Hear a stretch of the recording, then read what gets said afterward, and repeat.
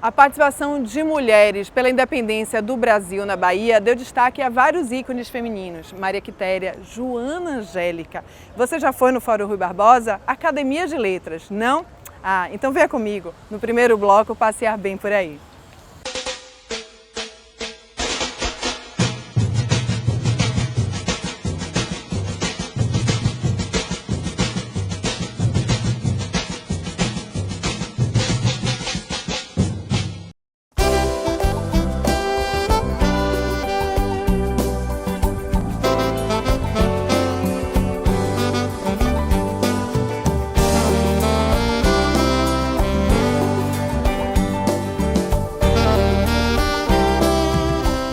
De acordo com a história de batismo do bairro de Nazaré, o nome foi dado por causa dessa igreja aqui, em louvor a Nossa Senhora de Nazaré. Mas muitos historiadores confirmam que ela só foi erguida na primeira metade do século XVIII, ou seja, depois da construção do bairro. A formação do bairro de Nazaré ocorreu como fruto de um processo de ocupação ainda na época da invasão holandesa na Bahia, em 1624. A região se desenvolveu em torno das freguesias de São Pedro, Santana do Sacramento e, mais tarde, da freguesia de Nossa Senhora de Brotas. Localizado no centro de Salvador, entre os bairros de Brotas, Tororó, Barbalho e do Centro Histórico. Nazaré tem como coluna vertebral a Avenida Joana Angélica.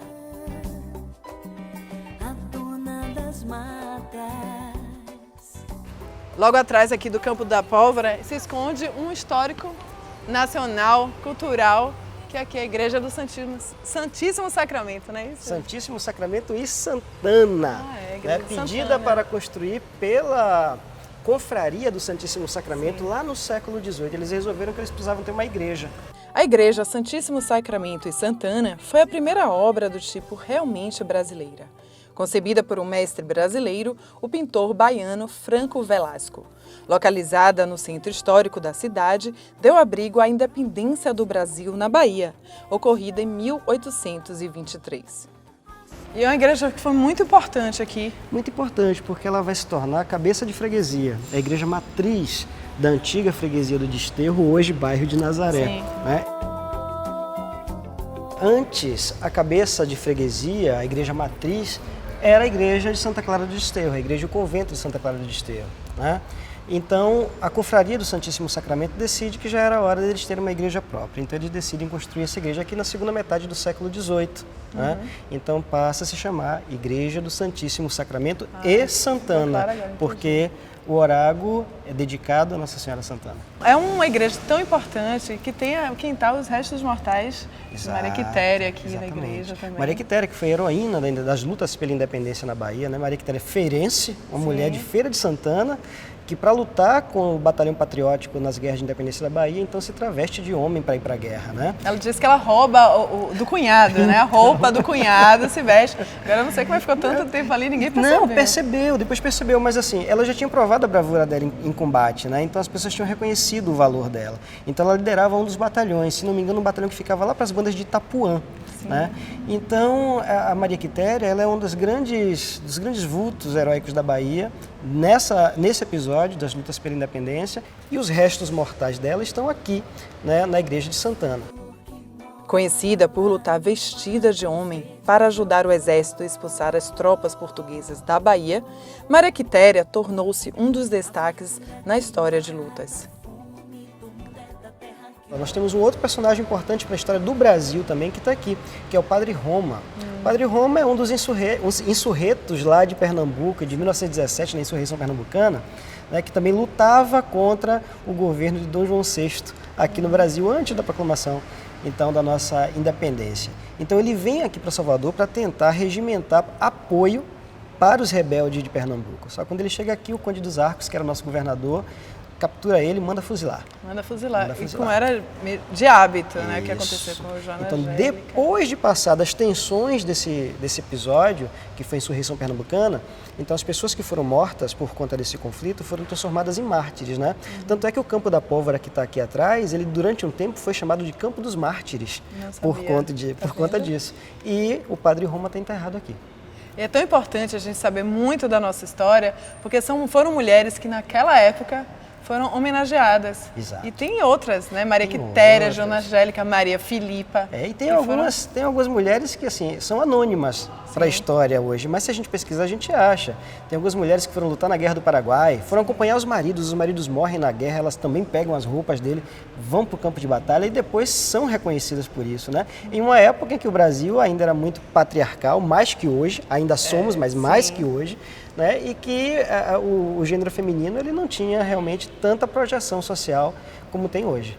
A igreja daqui foi feita uma reforma e você pode encontrar aqui os restos mortais de Maria Quitéria, do padre também.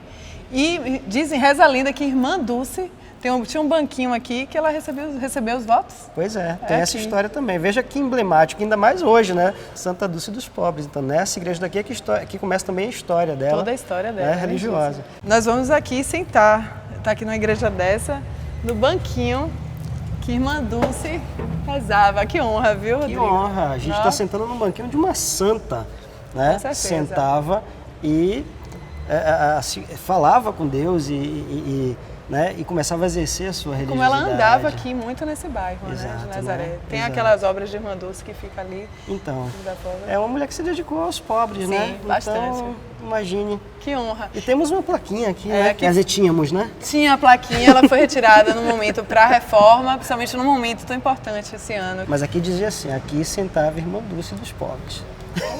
E agora a gente.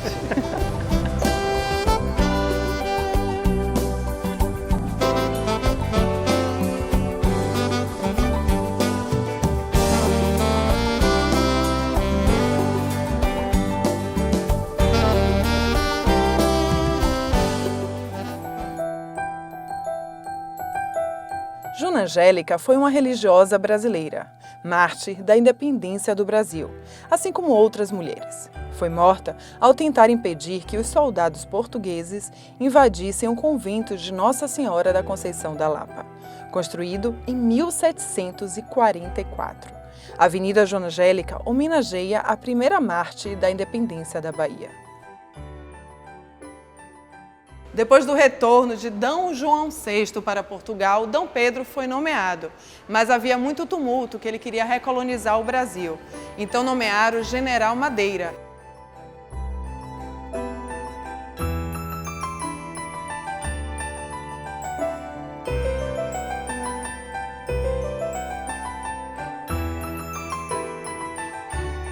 Foi no dia 19 de fevereiro de 1822 que os soldados portugueses invadiram o convento da Lapa.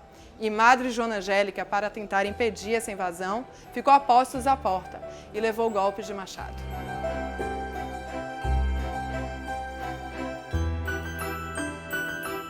Assim como muitos conventos que serviram de fortaleza, o convento da Lapa também teve grande importância na independência da Bahia, que iniciou em 1822.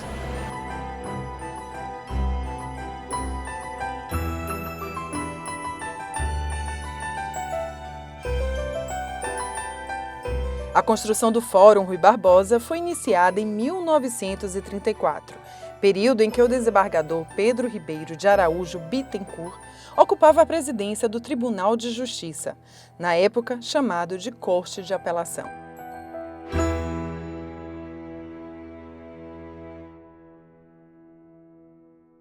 Mas também tem uma história um pouco antes, né? Que teve do Estado Novo, em 1940. As obras elas são paralisadas no Estado Novo, que é o período ditatorial de Vargas, né? Começa em 37, vai até 45, depois ela é retomada e o fórum eu acho que é inaugurado finalmente em 1949. Esse fórum aqui está num lugar também de importância histórica bastante simbólica para Salvador. Isso aqui era conhecido como o Campo da Pólvora, ainda é, né? A Praça do Campo da Pólvora, porque aqui tinha a Casa da Pólvora, onde se fabricava pólvora para o exército, né? Para os militares, que a gente nem tinha exército. Mas era assim? Não. A Casa da Pólvora ficava aqui, nesse descampado. Agora você imagine, aqui a gente está cercado de urbanização. Sim. E isso traz para a gente a impressão que está tudo muito próximo uma coisa da outra. Quando isso aqui era um descampado, isso aqui era uma área enorme, claro. né? Então você tinha a fábrica da pólvora, que depois foi demolida e parte dela foi usada inclusive na construção do Hospital Santa Isabel pela Santa Casa de Misericórdia. E em uma outra parte desse terreno aqui, você tinha também um cemitério onde se enterravam indigentes. né? Durante o tempo, deixou-se de ser conhecido como Campo da Pólvora, passou a ser chamado de Campo dos Mártires, em homenagem aos mártires da Revolução Pernambucana de 1817, né? Que a gente falou do Padre Roma, que foi um deles. E depois, no século XX, isso aqui era usado muito para futebol de várzea, né? Durante um bom tempo, porque o futebol começou a ser profissionalizado, né? Então, assim, aqui se jogava futebol. Você tinha em outra ponta o cemitério que era desativado, você tinha residências e você tinha o terreno onde começa então a ser construído o Fórum Rui Barbosa, que está aqui atrás da gente. Entendi. Né? Foi concomitante, né? Concomitante. Então tudo isso no século XX. Primeira metade do século XX a gente tem todas essas experiências urbanas em Salvador, né?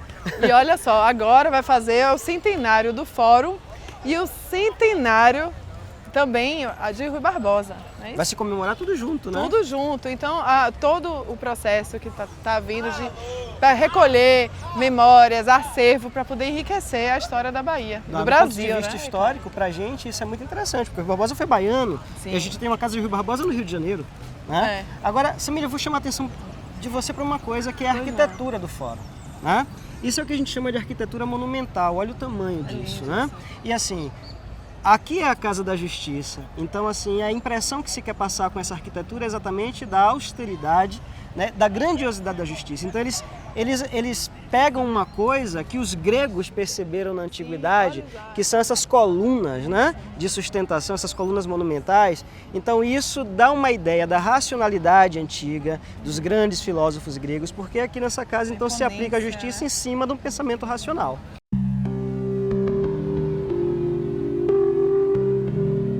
Na inauguração do Fórum, os restos mortais de Rui Barbosa foram trazidos do Rio de Janeiro e colocados em uma cripta com a seguinte descrição: estremeceu a pátria, viveu no trabalho e não perdeu o ideal.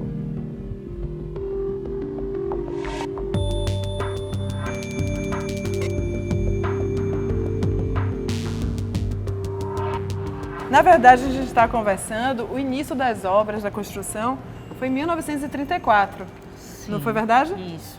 Que foi Pedro Ribeiro Bittencourt, que era o desembargador nessa época. Desembargador do Tribunal de Justiça. Eles tinham arrecadamento de taxas. Não, aí ele teve a ideia de parte da arrecadação das taxas serem destinadas à construção do Fórum Rui Barbosa. Que até então não se tinha uma sede própria. Eram alugadas. E aí chega Pedro Ribeiro com essa ideia e Otávio Mangabeira era o governador da época. E aí deu início à construção do fórum. Nós estamos aonde, para quem estiver assistindo? Esse aqui é o nosso memorial do Poder Judiciário do Estado da Bahia, que ele foi inaugurado lá em 2010 e reinaugurado agora nos 410 anos do nosso tribunal, que foi... Essa reinauguração foi feita em março de 2000, agora desse ano. Mas na inauguração do fórum já existia esse espaço aqui? Não, aqui ele passa a existir em 2010, ele não existia. Esse espaço aqui não existia. Quando o tribunal completou 400 anos, aí é que se faz esse espaço justamente para trazer essa memória. E essa escrivaninha aqui, de Rui. A máquina de datilografia, para quem não conhece, né? A máquina de datilografia era usada por Rui Barbosa. Isso.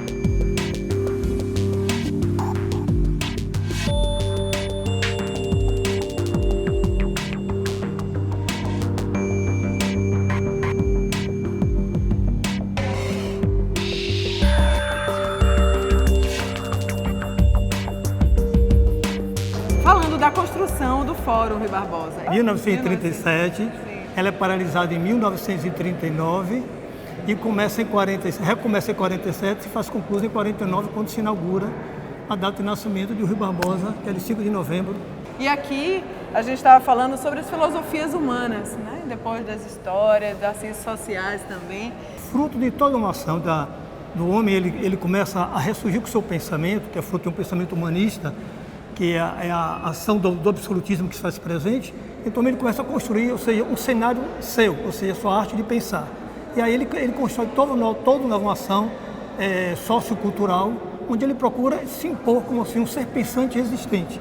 E aí toda essa arte e arquitetura, esse modo sociocultural que se faz presente, ele se faz revelado em todas as ações onde o homem se faz presente, de modo especial na arquitetura e nas artes. Por exemplo, esse prédio mesmo, ele segue toda uma linha do pensamento neoclássico, onde se procura trazer uma valorização da ideia do homem, na sua ideia de liberdade, de poder, de hierarquia e de construção das relações humanas, onde tudo ele quer fazer na ação de um estado de perfeição e harmonia. Nesta época, essa parte judiciária do Brasil já existia?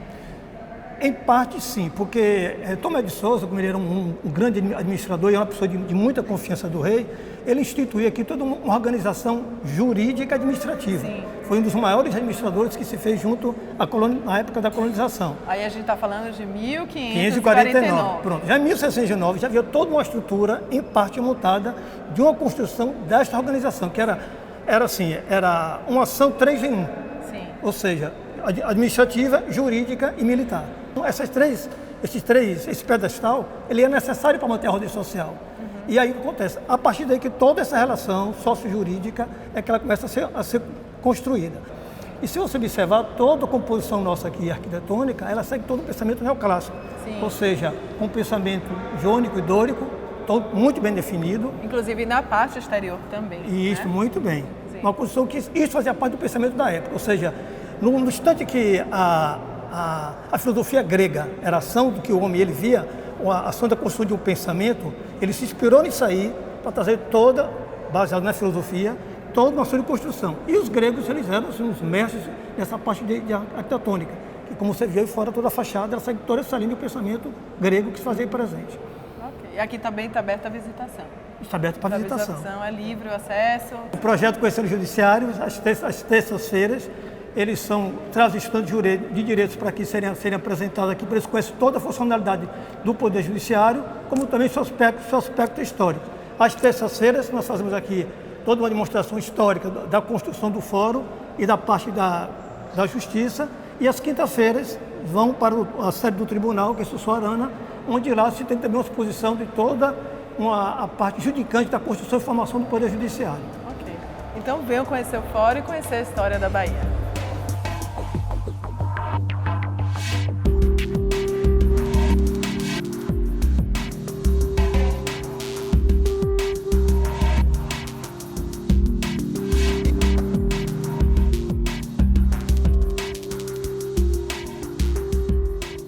A Academia de Letras da Bahia, fundada em 7 de março de 1917, no modelo da Académie Française e da Academia Brasileira de Letras, com 40 cadeiras numeradas, cada uma com um respectivo patrono, permanente e imutável. 40 membros efetivos e 20 correspondentes, todos vitalícios. A data escolhida para a fundação homenageava a Academia Brasílica dos Esquecidos, que foi a primeira academia de letras do Brasil, instituída na Bahia em 7 de março de 1724. Então ela aqui, imponente, é a Academia de Letras, que foi fundada, né, Rodrigo, em 1917. 1724 foi a primeira tentativa de se fundar aqui em Salvador, aqui na Bahia, algo parecido com a Academia de Letras, né? E parecido com o que já existia em Portugal. Então se funda em 1724 a Academia Brasílica dos Esquecidos, né? Que não dura muito tempo, ela só funciona por 2 anos, depois a gente fica sem essa representatividade. Então logo depois, alguns anos depois, se tenta recuperar, né, essa organização literária na Bahia e se funda a Academia Brasílica dos Renascidos. Renascidos exatamente fazendo alusão àquela primeira. Entendi. Que não durou muito tempo. Então os Esquecidos, para quem não entende, tem o nome tem um porquê. Tem um fundamento. Tem um fundamento, exatamente. E uma coisa muito interessante, né? Os renascidos vão ser esquecidos também, porque ela vai durar menos do que a outra, do que a primeira, só dura 1 ano, né? E somente em 1917 é que a gente vai ter de novo a retomada, né, dessa organização literária aqui na Bahia, através agora da Academia Baiana de Letras. Renascidos porque eles tentaram recuperar algo dos esquecidos, mas eles também foram esquecidos rapidinho. Durou só 1 ano, menos que a primeira. Então, a partir de 1917, quando se organiza a Academia de Letras da Bahia, então agora se organiza também a literatura brasileira, a literatura que era produzida aqui na Bahia, com autores baianos, né? E se tenta retomar uma literatura de qualidade no Brasil, que era isso, era essa vontade desde o século XVIII, na época da Academia Brasílica dos Esquecidos. Olha, uma visita aqui no museu é bastante importante. Tem um acervo, um memorial belíssimo de ex-acadêmicos, né? Que já... de pessoas que pertenceram à Academia de Letras, né? Então a gente tem desde o Rui Barbosa, que era patrono da Academia, e outros membros importantes da Academia Brasileira de Letras, e sem esquecer que esse mobiliário aqui também é um mobiliário de época, que merece ser revisitado, muitos desses móveis foram recuperados, e também existe aqui o mobiliário do próprio governador da Bahia, o governador Góes Calmon. Esse palacete é chamado de Palacete Góes Calmon, né? Porque era onde ele recebia, onde ele despachava, recebia convidados, né? Então, tem um conteúdo histórico grande, simbólico aqui. E na parte de conteúdo histórico, eles têm um acervo aqui de livros maravilhosos, fazem muitos lançamentos até hoje. E a gente falar um pouquinho da vinda da Academia de Letras, da construção aqui, foi muito importante. Muito importante, porque, veja, desde o século XVIII, quando as primeiras tentativas de uma academia brasílica, dos esquecidos e dos renascidos, aqui na Bahia teve lugar, era realmente a vontade de tentar produzir literatura de qualidade, uma literatura genuinamente brasileira, né? Então, tanto que alguns autores dizem assim, os literatos daquela época faziam romances ou escreviam literatura nativista. O que era uma literatura nativista? Com valores brasileiros, da cultura brasileira, elementos, né, que formavam o que a gente hoje chama de cultura brasileira. Um pouco descolado da realidade europeia, daquela literatura europeia, romantizada, né? Mas... infelizmente as duas primeiras tentativas deram errado, mas no século XX a coisa parece que engrena, né? E a gente tem realmente o estabelecimento da Academia de Letras da Bahia com sucesso, tanto que até hoje muitos eventos são feitos aqui, né? Muitos lançamentos são feitos aqui. Então, diz por que veio. Então, né? Voltando também para a atualidade, tivemos várias figuras muito importantes que pertenceram ou pertencem, né, que não são esquecidos mais. A Academia de Letras, Mãe Estela, por exemplo. A Mãe Estela, que foi a primeira negra, né, a assumir uma cadeira, que antes eram 40, agora tem mais cadeiras. Imagine só. Muitos intelectuais, né, muitos literários. Então, sem falar do simbolismo que é isso, né? E você imagine uma Ielorixá ser chamada para ocupar uma cadeira na Academia Baiana, né? Bom, a gente só tem paralelo a isso se a gente fosse pensar na Academia Brasileira de Letras, que são outros monstros sagrados da literatura nacional, como Raquel de Queiroz, José de Alencar, Castro Alves, que já fizeram parte e que hoje são ocupados por outras pessoas, né? Então, é um simbolismo interessante e acho que precisa ser valorizado. E ser visitado. Está aberto ao público, é só marcar a visitação. Bruno, que é o historiador daqui, ele vai fazer uma visita guiada com você. Venha conhecer a Academia de Letras e conhecer a sua história também.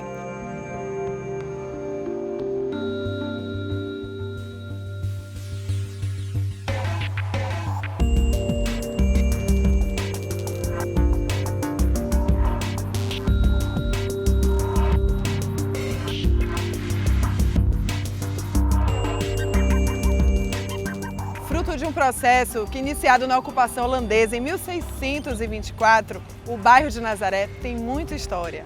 Fomos à Academia de Letras, ao Fórum Rui Barbosa. Olha, fica aí que o Bem Por Aí já volta.